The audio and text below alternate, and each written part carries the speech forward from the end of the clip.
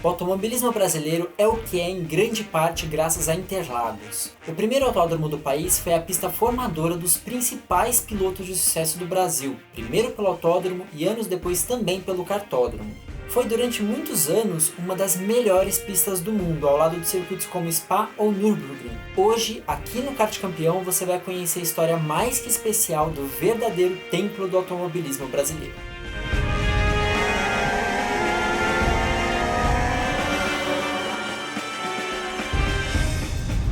Há todo um contexto para explicar Interlagos. Do século XVIII ao século XX, o mundo viu uma transformação sem precedente no seu modo de vida. A Revolução Industrial tirou a produção somente das mãos e também passou para as máquinas, estabelecendo uma produção em larga escala. Da primeira máquina a vapor em diante, as cidades foram crescendo em torno das indústrias. A inventividade das pessoas, o desejo de progresso e também os problemas que surgiram por causa disso, como as epidemias urbanas, foram trazendo novas técnicas, novos equipamentos e conforto para as cidades e para as pessoas. Para o mundo que até então era movido à força dos cavalos, era de se esperar que uma hora as máquinas os substituiriam também. Os primeiros automóveis movidos a vapor já eram pensados desde o fim do século XVIII, só que todos os modelos, digamos, individuais que foram feitos naquela época eram sempre muito complicados de se manter se comparados aos então bons e velhos cavalos. É por isso que o único parente dessa linha a vapor que realmente foi popular foi a locomotiva, que foi o meio de transporte em massa mais importante daquela época, especialmente no Reino Unido. Com a criação do motor de combustão interna, o motor 4 tempos, por volta de 1870, podia então começar a surgir realmente um automóvel de uso mais prático. Assim, então, na década de 1880, os inventores alemães Karl Benz, Gottlieb Daimler e Wilhelm Maybach desenvolveram cada um deles os seus automóveis. Começaram a surgir então cada vez mais fabricantes, mais peças e mais tecnologias. O primeiro carro que chegou no Brasil chegou no Porto de Santos em 1891, encomendado por Santos Dumont por 6.200 francos. Uma atualização monetária bem amadora, uns 62 mil reais de hoje. Em 1914, Henry Ford deu início a um método de produção em larga escala definitivamente eficiente para que os seus Ford T saíssem muito rápido e baratos da fábrica para o consumidor final. E foi assim que começou a era dos automóveis. Então, assim como no resto do mundo, o carro começou a invadir as ruas das principais cidades do Brasil. O automobilismo surgiu quase imediatamente após a invenção dos automóveis, até mesmo como um sucessor natural das corridas de charretes. E com carros cada vez mais rápidos, os seus donos começaram a medir forças uns com os outros. E assim começaram a surgir as primeiras corridas. Na Europa, aconteceu a primeira corrida do mundo em 1895. Mas o que importa é o Brasil, vamos voltar. Com o carro chegando aqui, essa paixão, essa competitividade também vieram. Em 1902, aconteceu a primeira, digamos, corrida entre carros no antigo hipódromo da Moca, aqui em São Paulo. Com pessoas tendo carros, começaram a acontecer alguns rachas nas ruas, atraindo figuras como Chico Landi e a família Losaco. Isso fez com que a polícia começasse a tomar providências. Daí formou-se um automóvel clube em São Paulo, e a primeira corrida realmente oficial no Brasil aconteceu em 1908 em um circuito de 75 km entre o Parque Antártica e Itapecerica. Com o passar dos anos, esse tipo de competição foi se tornando mais popular.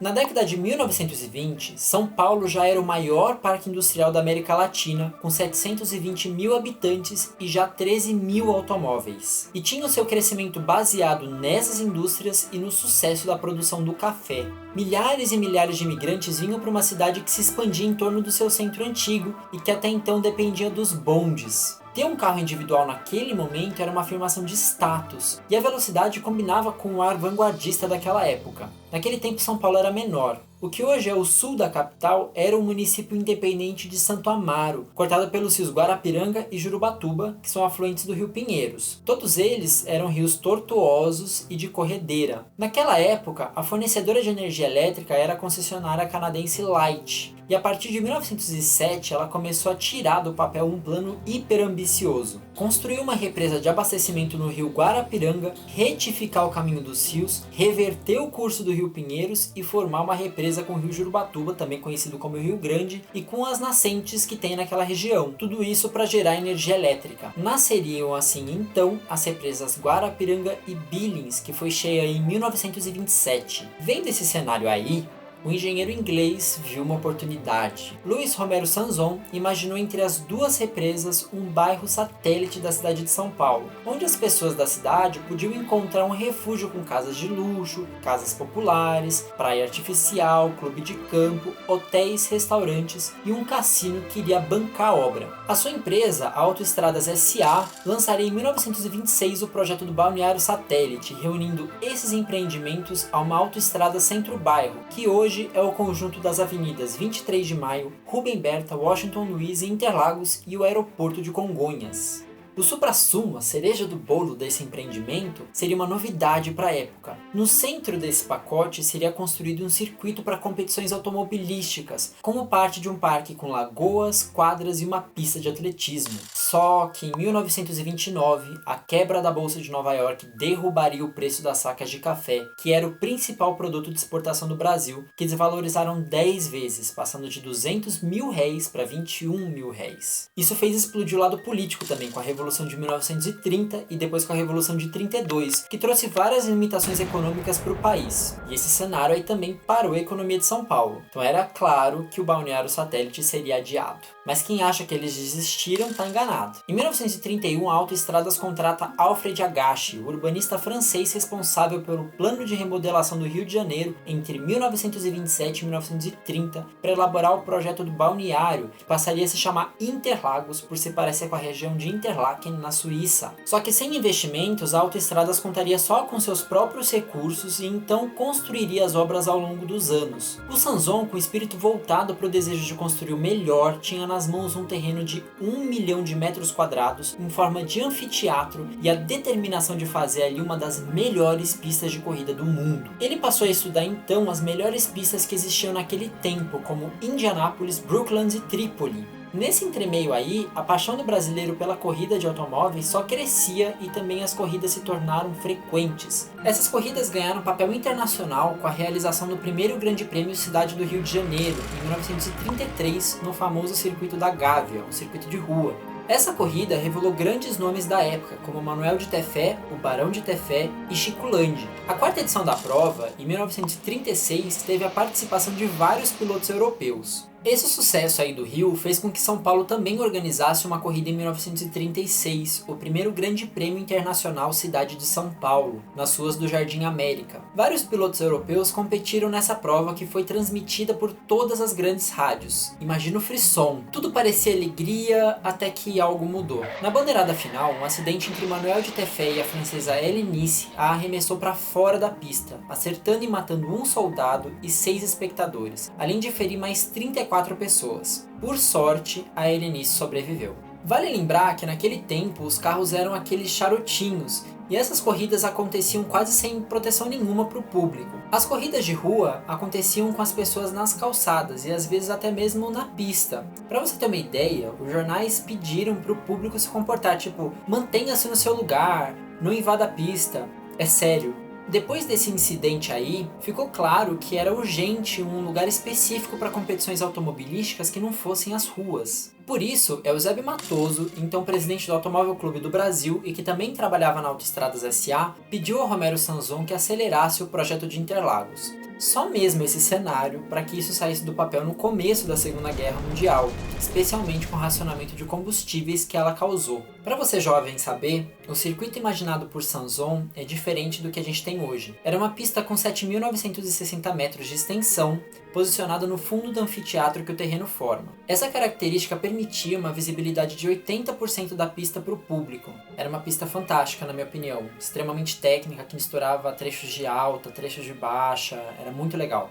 A Autoestradas S.A. teve inúmeras dificuldades financeiras para construir essa pista, tanto que ela foi aprovada para receber provas pelo Automóvel Clube do Brasil sem muitas das coisas construídas, como os boxes ou mesmo banheiros. Era quase uma estradinha no matagal. Era uma situação assim bem precária. Ainda assim, você sabia que foi um dos primeiros lugares asfaltados de São Paulo, se não o primeiro? A corrida inaugural de Interlagos aconteceu em 1940, com um grande prêmio internacional de carros e motos. Nascia assim o primeiro autódromo construído no Brasil e que seria então o pilar de formação de inúmeros pilotos que muitos deles iriam desbravar a Europa anos depois. A qualidade daquele traçado foi muito importante na formação desses pilotos. Além dos pilotos, seria o pilar de formação de vários preparadores de carro de competição ao seu redor.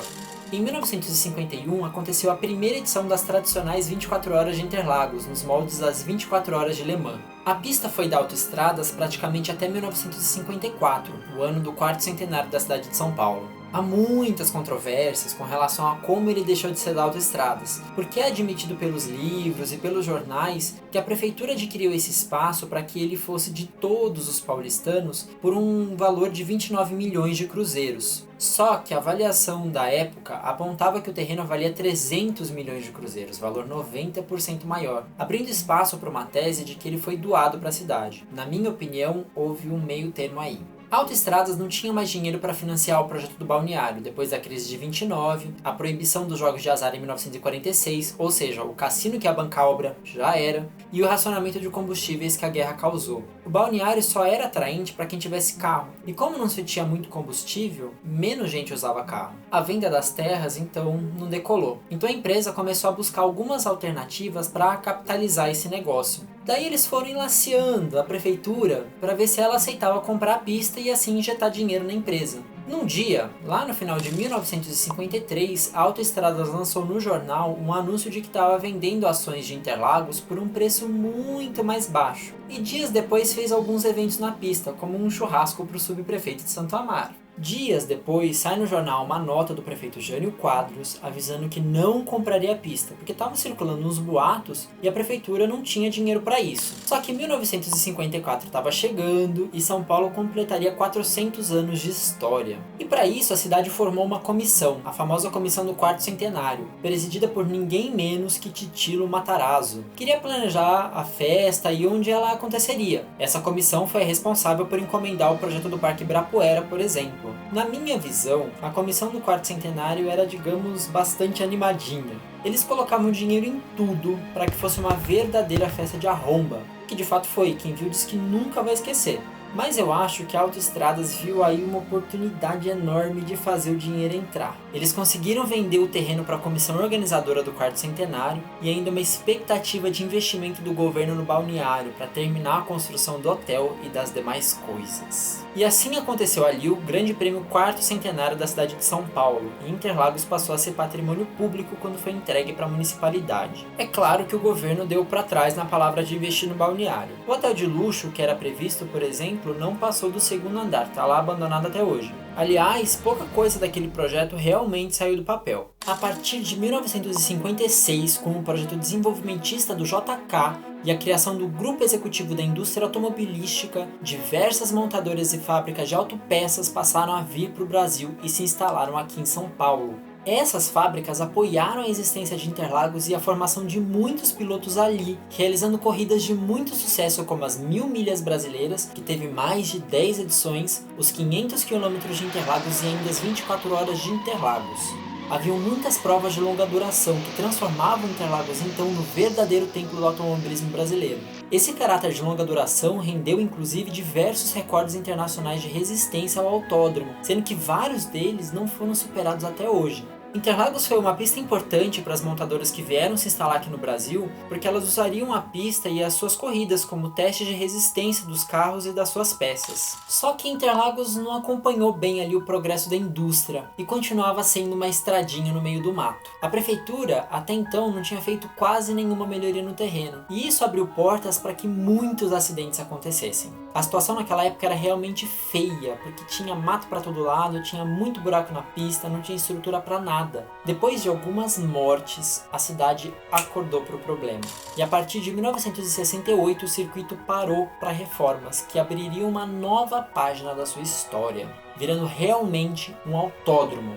Consultores de pistas como Monza ou Nürburgring foram chamados com a intenção de orientar uma obra que fizesse com que Interlagos fosse homologado para corridas internacionais. Com a chegada do kart no Brasil em 1960 e a forma como isso causou entusiasmo, Interlagos ganhou o seu kartódromo, que formou nomes importantíssimos para o esporte a motor como o Ayrton Senna e o seu preparador Che. Com brasileiros crescendo nessa pista, o automobilismo também foi crescendo. Nessa época, grandes nomes foram revelados, como o de Cláudio Daniel Rodrigues, que viria a ser o introdutor do kart no Brasil, os irmãos Fittipaldi, José Carlos Patti e vários outros pilotos e preparadores que transformariam Interlagos numa extensão das suas casas. Naquela época, o Emerson Fittipaldi vinha tendo muito sucesso na Fórmula 3 inglesa, onde ele conquistou o título em 1969. Esse sucesso dele abriu portas para que ele estreasse em 1970 na Fórmula 1 pela equipe Lotus. A sua primeira vitória, ainda naquele ano, praticamente apresentou a Fórmula 1 para os brasileiros, que passaram a se entusiasmar demais com as corridas internacionais. Em 1971, aconteceu de fato o primeiro campeonato brasileiro de Fórmula Ford e em 1972, duas provas de Fórmula 2 em Interlagos. Chegava a hora então da Fórmula 1 vir para terras brasileiras. Em 30 de março de 72, aconteceu a primeira prova de Fórmula 1 no Brasil. Foi uma corrida extra-campeonato sem contagem de ponto para os pilotos. Interlagos entrava então para o calendário internacional. É bom lembrar que o Emerson foi campeão mundial ainda em 72, e isso seria um laço definitivo do Brasil com o automobilismo e do automobilismo com os brasileiros. A partir de 73, a Fórmula 1 passou a ter Interlagos como uma etapa oficial do calendário. O Emerson venceria ali duas provas, em 73 e 74, e o Patti venceria ali em 75. Esse sucesso atraiu várias oficinas de carros de competição e de kart por entorno da pista, cujas ruas batizadas com nomes de pilotos contam a história do automobilismo brasileiro. Quem quisesse iniciar no automobilismo precisava ir até Interlagos. Foi esse caminho que eu fiz, inclusive, quando eu procurei a oficina do Che. E assim surgiu uma nova geração de pilotos que foi encantar o mundo a partir da década de 80. Em 77, o Brasil perdeu José Carlos Patti no acidente de avião. O Patti foi um piloto que começou em Interlagos e cuja única vitória na Fórmula 1 foi conquistada ali. Essa perda renderia a homenagem que transformaria Interlagos no Autódromo José Carlos Patti em 1985. Em 1977, no Grande Prêmio Brasil, aconteceu um show de rodadas na curva 3 de Interlagos. O GP de 77 ficou marcado na história como um dos mais confusos de todos os tempos. Tudo por causa de uma curva, a de número 3. Aqui, 9 carros abandonaram a pista numa sequência incrível de batidas. E por causa disso, em 78, o Grande Prêmio aconteceu no Autódromo de Jacarepaguá, no Rio de Janeiro. A prova voltou para São Paulo em 79, depois de algumas reformas, e novamente voltou para o Rio em 81. Isso até inclusive gerou uma ideia de que a Fórmula 1 devia revezar um ano São Paulo, um ano Rio de Janeiro. São Paulo vinha passando por uma crise e o Rio de Janeiro era um investimento interessante para a organização da prova, porque a corrida, que acontecia no começo do ano, era próxima do Carnaval. A partir daí, Interlagos passou a viver de corridas nacionais, como a Stock Car e as 1000 milhas, que vale lembrar que o automobilismo brasileiro era muito forte naquela época. Nos anos 80, a Fórmula 1 passou a investir em circuitos menores e mais seguros, saindo de pistas como a antiga Nürburgring na Alemanha, Kyalami na África do Sul e Österreichin na Áustria. Isso criou uma onda de reformas em várias pistas. Nürburgring construiu uma pista reduzida para receber a Fórmula 1. Kyalami fez o mesmo, criando uma pista sem graças comparada à antiga para receber provas em 92 e 93. E Interlagos foi pelo mesmo caminho. Na verdade, poucas pistas sobreviveram com seus traçados ali quase originais, como aconteceu com Spa-Francorchamps. Então, em 1989, a pista de São Paulo passou por uma enorme reforma que cortou o seu antigo traçado de mais de 7 km para pouco mais de 4 km.